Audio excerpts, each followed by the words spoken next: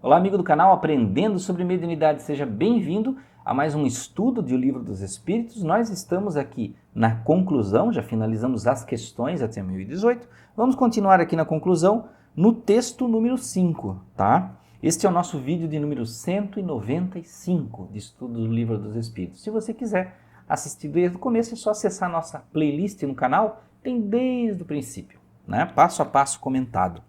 Então vamos lá, texto número 5 do Livro dos Espíritos.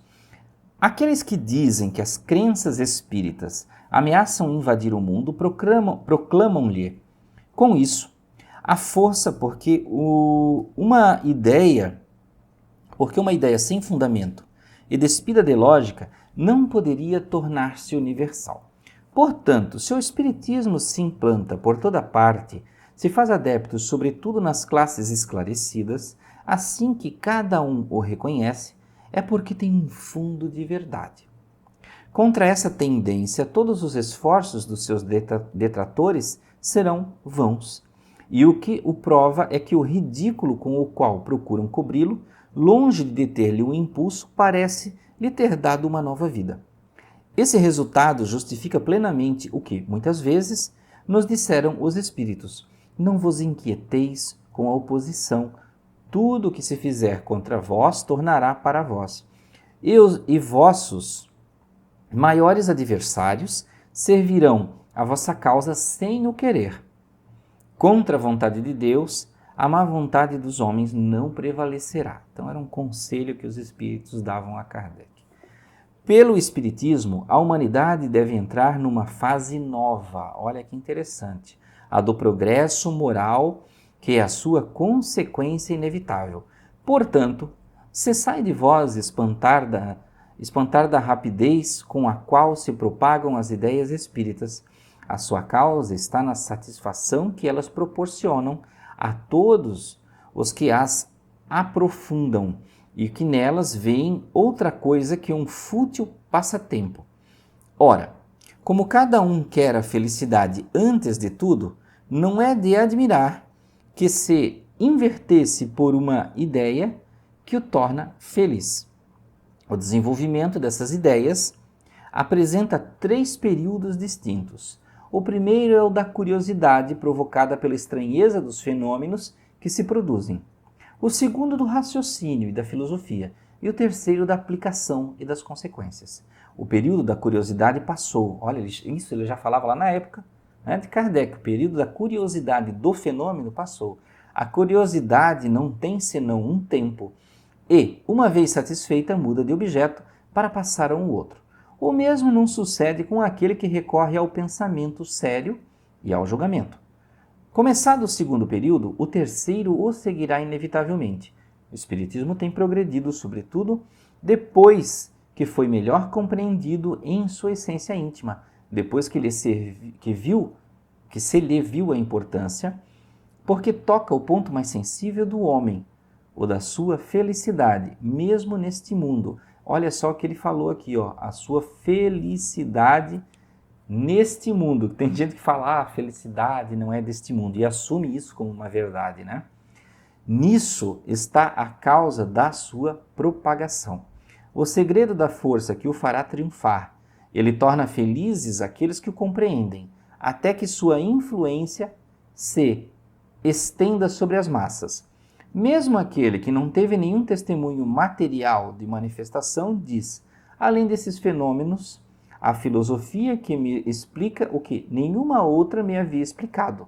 Nela encontro só, pelo raciocínio, uma demonstração racional de problemas que interessam muitíssimo o meu futuro.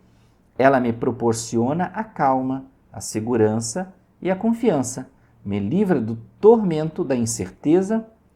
Ao lado dela, a questão dos fatos materiais é uma questão secundária. Vós todos que o atacais, quereis um meio de combater com sucesso? Eis aqui, substituí-o por qualquer coisa melhor. Encontrai uma solução mais filosófica a todas as questões que ele resolve. Dai ao homem outra certeza, que o torne mais feliz, e compreendei bem a importância dessa palavra certeza. Porque o homem não aceita como certo senão o que lhe parece lógico. Não vos contenteis em dizer que isso não é assim, pois é muito fácil. Provai, não por uma negação, mas por fatos que isso não é, jamais foi e não pode ser. Se não o é, dizei, sobretudo, o que haveria em seu lugar. Provai, enfim, que as consequências do Espiritismo não são de tornar os homens melhores e, portanto, mais felizes pela prática da mais pura moral evangélica. Moral que se glorifica muito, mas que se pratica pouco. Muitas vezes as pessoas falam, mas o Espiritismo não é cristão, o Espiritismo, a pessoa que segue o Espiritismo não acredita em Evangelho. Ele fala de moral evangélica, porque Kardec já pregava isso de seguir o Cristo, né? Quando houverdes feito isso, tereis o direito de atacá-lo. O Espiritismo é forte porque ele se apoia sobre as próprias bases da religião, Deus, a alma, as penas e as recompensas futuras. Sobretudo, porque mostra as penas e essas recompensas como consequências naturais de uma vida terrena.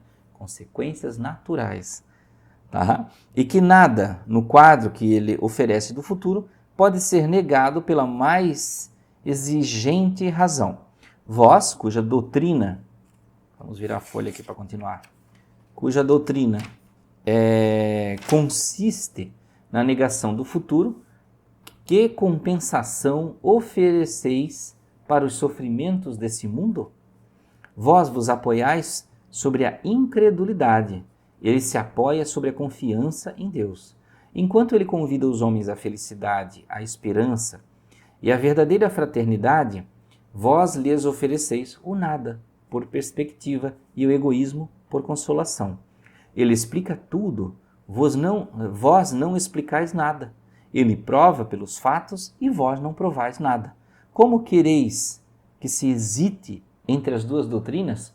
Então aqui Kardec fez um texto, que muito lógico de você oferecer algo. Então muitas pessoas contestam e se dizem, olha, não existe, isso não se prova, mas elas não dão outra coisa, não oferecem algo. E, como ele relata na época, queriam conter esse crescimento do Espiritismo, mas não ofereciam outra coisa melhor. Tá? Agora vem o texto número 6 da conclusão. Seria fazer uma ideia bem falsa do Espiritismo crer que ele aure sua força na prática de manifestações materiais e que assim, entravando essas manifestações, pode-se miná-lo em suas bases. Sua força está em sua filosofia, no apelo que faz à razão e ao bom senso. Na antiguidade, ele foi objeto de estudos misteriosos, cuidadosamente ocultos ao vulgo, ou seja, as pessoas, não era popular. Hoje, nada tem de secreto para ninguém. Fala uma linguagem clara, sem ambiguidade. Nele, nada há de místico e de alegorias suscetíveis de falsas interpretações. Ele quer ser compreendido por todos, porque é chegado o tempo de fazer o homem conhecer a verdade, longe de se opor à difusão da luz, a quer para todos. Não reclama uma crença cega, mas quer que se saiba por que se crê. Apoiando-se sobre a razão, será sempre mais forte do que aqueles que se apoiam sobre o nada. Os entraves que tentarem lhe oferecer a liberdade das manifestações poderiam abafá-las? Não, porque produziriam o efeito de todas as perseguições, o de excitar a curiosidade e o desejo de conhecer o que foi proibido. Kardec já sabia disso, Querer o proibido, Então isso atrairia mais ainda. Por outro lado, se as manifestações espíritas fossem o privilégio de um só homem, não há dúvida que, colocando esse homem de lado, cessariam as manifestações. Infelizmente, para os adversários, elas estão à disposição de todos, que a usam desde o menor até o maior, desde o palácio até a mansarda. Pode-se interditar-lhe o exercício público, mas sabe-se precisamente que não é um público que elas não é em público que elas se produzem melhor, é na intimidade. Ora, cada um podendo ser médium, quem pode impedir uma família no recesso do seu lar, um indivíduo no silêncio do seu quarto, o prisioneiro sobre os ferrolhos, de ter comunicações com os espíritos, com o desconhecimento e em face mesmo dos esbirros? Uma pausa aqui para explicar o que é esbirro. Segundo aqui o dicionário, né, é um policial, fiscal ou um delator, delator, denunciante que malsina, que descobre o que se queria esconder. Tá? Aqui esse livro meu é bem antigo, as edições mais novas, né, já tem, digamos assim, uma fluidez do português melhor para nós entendermos, né? Então ele continua aqui. Se as interditarem num país, poderão ser impedidas nos países vizinhos. No mundo inteiro, uma vez que não há uma região nos 2 continentes onde não haja médiuns, para encarcerar todos os médiuns seria preciso encarcerar metade do gênero humano. Viessem mesmo, o que não seria pouco mais fácil, a queimar todos os livros espíritas, e no dia seguinte eles estariam reproduzidos, porque sua fonte é inatacável, e não se podem nem encarcerar e nem queimar os espíritos, que são seus verdadeiros autores.